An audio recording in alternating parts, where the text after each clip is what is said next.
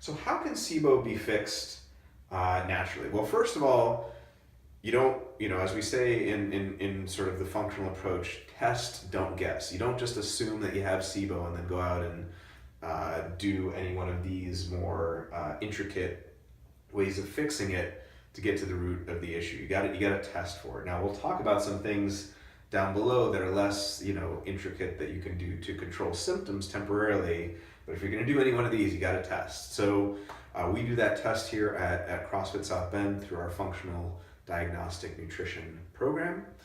And if you test positive for hydrogen-based SIBO or methane-based SIBO, or if we suspect based on your test results that hydrogen sulfide-based SIBO is the root issue, there are a couple different ways to go.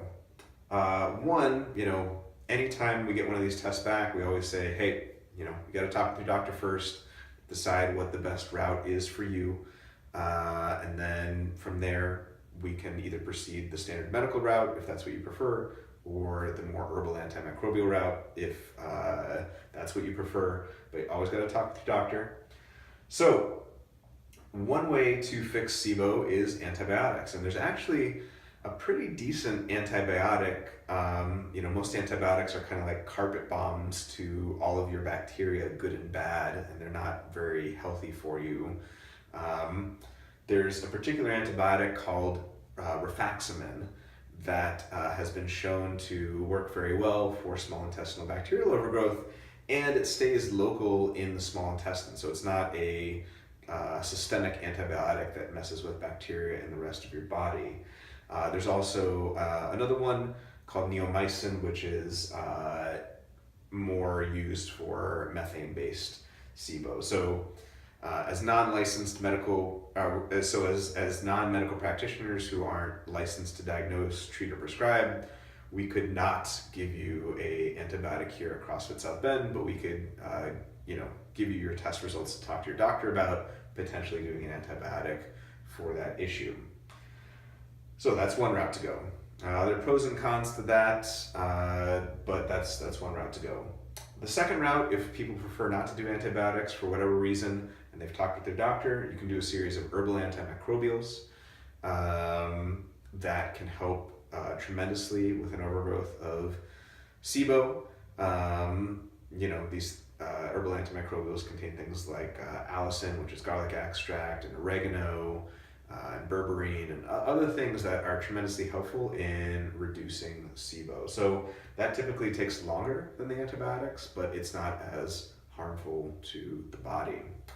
The last one is pretty much the closest thing you can get to a silver bullet, I would say, for SIBO, and it's really mostly appropriate in the case of people who have severe SIBO, like severe overgrowths of methane SIBO or hydrogen-based SIBO, where the numbers are really in the high parts per million, like 100 parts per million or something higher than that. And an elemental diet is basically, it's a liquid diet for 2 weeks, where what you're doing is you are consuming essentially pre-digested proteins, carbohydrates, and fats that feed you but starve the bacteria.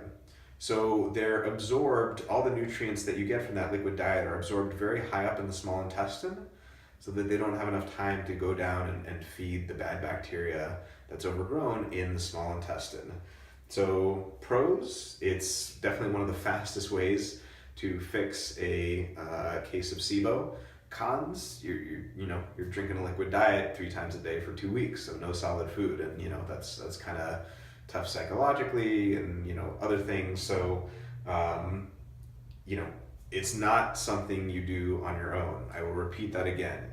None of these options is something you do on your own. You have to work with a qualified practitioner, whether a doctor or a functional diagnostic nutrition practitioner for the second 2 options, or a functional medicine practitioner, but you do not do these on your own without testing and without working with a practitioner. Okay? So those are the 3 options for fixing SIBO at the root cause level. And then typically after you do that, you have to follow what's called a low Fodmap diet for about 3 months afterwards. And we'll talk about that here in just a second. So, You might be saying, okay, well, that's great, Robbie. I get it. I get what SIBO is. I get, these treatments that you're talking about, or these different options that you're talking about. But what if I don't have a test, or if I can't get tested soon, or whatever reason, I'm just not able to immediately jump on the bandwagon of finding out if this is what's happening to me? Well, there are certain things you can do right now to alleviate symptoms. So, as we've said in many other videos, symptom control isn't what we go for long term because we don't think it fixes the root cause and it leads to other issues. That being said, if you're struggling and it's all you can do to make it through the day, symptom control can be necessary for a time to make you feel better. So what are some things you can do? Probiotics. Now, you need to be really, really careful here. If what's happening with small intestinal bacterial overgrowth is an overgrowth of bacteria in the gut, you would imagine that certain probiotics can make this worse, and that's absolutely true. So there are certain probiotics like Prescripticist or Megasporebiotic. Those are two in particular that tend to be very good and work well with SIBO that can help with SIBO without exacerbating the issues. If you just go to the grocery store or Whole Foods or something, and just pick out a random probiotic, I can almost guarantee that that's going to make your symptoms worse. If SIBO is actually what's going on. If it's not, it's an open case whether that'll be the issue or not. But you have to be careful if you're suspecting SIBO with probiotics. So again, Prescripticist, Megasporebiotic, those are two really good ones. You can take something called a Prokinetic, especially if you have methane-based SIBO, but it can also be useful for the other types of SIBO. A Prokinetic basically just helps with motility. It helps it so that stuff doesn't sit in the gut and ferment for hours on end because things aren't moving correctly. So there are products like Iberogast, that's Iberogast, or Motil Pro from Pure Encapsulations, I believe is the brand. You can get those there. Another thing that just reminded me of, in order for things to work well and for your body to kind of get food out where it's not excessively fermenting, you shouldn't be eating so frequently. You should, have a few hours in between meals so that what's called the migrating motor complex, which is how your body flushes debris out of your digestive system, has a chance to work. If you're constantly eating, your body doesn't have enough chance to clear things out. So if you suspect this is an issue, that might be something to try. One meal for breakfast, one meal for lunch, one meal for dinner, which is a good idea anyway, unless you've got low blood sugar issues or something like that. That's a good idea anyway to eat in that way. You could try a low Fodmap diet. So what are Fodmaps? Fodmaps, now stick with me here, fermentable oligo, and monosaccharides and polyols. That's what that stands for. So that's a mouthful. What does that really mean? That means a certain class of carbohydrates, basically, that have a tendency to excessively ferment in your gut. Things like fructans and galactans. And you can find lists of these online, but artichokes are really high in FODMAPs, and wheat, which you shouldn't be eating anyway, is really high in FODMAPs. So is that going to fix the root issue of your SIBO? No. By itself, it's not. But it will alleviate symptoms typically because you're giving, the bacteria less stuff to ferment, and it will lead to usually fewer symptoms. So again, is this the root cause fix? No. But if you, for whatever reason, can't get to a root cause fix right now, that may help alleviate symptoms. So it's really easy to look online. If you just Google FODMAPs, you'll get a list that you can very easily see what things are okay and what things are not okay. And unfortunately, a lot of stuff that's otherwise healthy, like a lot of vegetables and fruits, are things that you want to avoid on a FODMAP diet or on a low FODMAP diet, but it's just a temporary measure.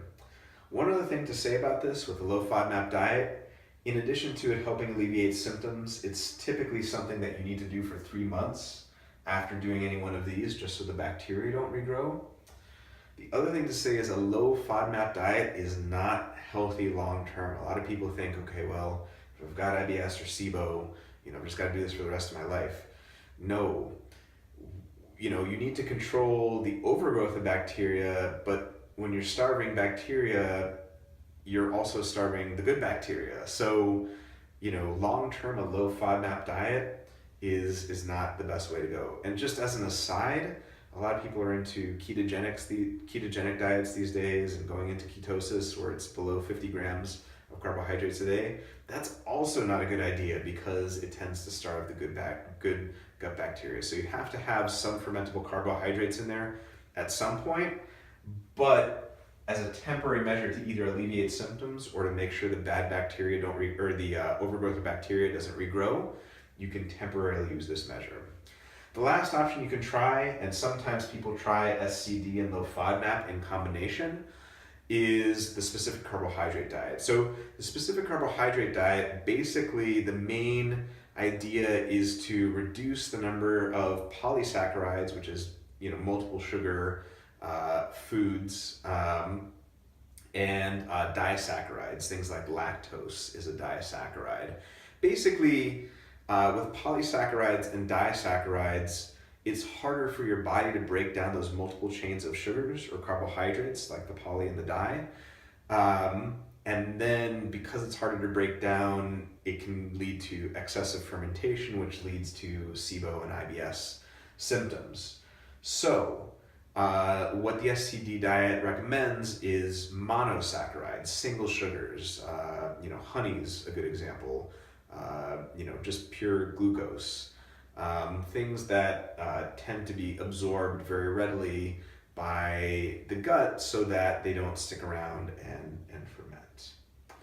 Okay, so a lot of stuff we talked about today. Let's recap real quick. What is IBS? It's irritable bowel syndrome, but that doesn't really tell you what the cause is. More often than not, the cause is SIBO. What's SIBO? Small intestinal bacterial overgrowth. It's an overgrowth of beneficial bacteria that should be in the large intestine into the small intestine. There are 3 types: hydrogen, which tends to cause diarrhea, methane, which tends to cause constipation, and hydrogen sulfide, which tends to cause rotten egg smelling gas and breath. You can have any one of those things even without digestive symptoms, and it can be the cause of other symptoms like anxiety or skin issues or what have you. How can IBS be fixed naturally? Got to talk with a doctor or a functional practitioner to get a test first. If you are, more in line with the standard medical model, you can go the antibiotic route and do it that way with something like rifaximin or neomycin. If you'd like to do it more naturally, you can do herbal antimicrobials or an elemental diet. Again, under the supervision of a practitioner. You cannot do that stuff by yourself. It's a very, very bad idea to do that on your own. And then what can be done right now to alleviate symptoms? Some probiotics like Prescripticist and Megaspore Biotic, a Prokinetic like Birogast or Motil Pro, a low FODMAP diet, low in those fermentable carbohydrates, or the specific carbohydrate diet. All right, guys, thanks so much for tuning in. We'll see you next time.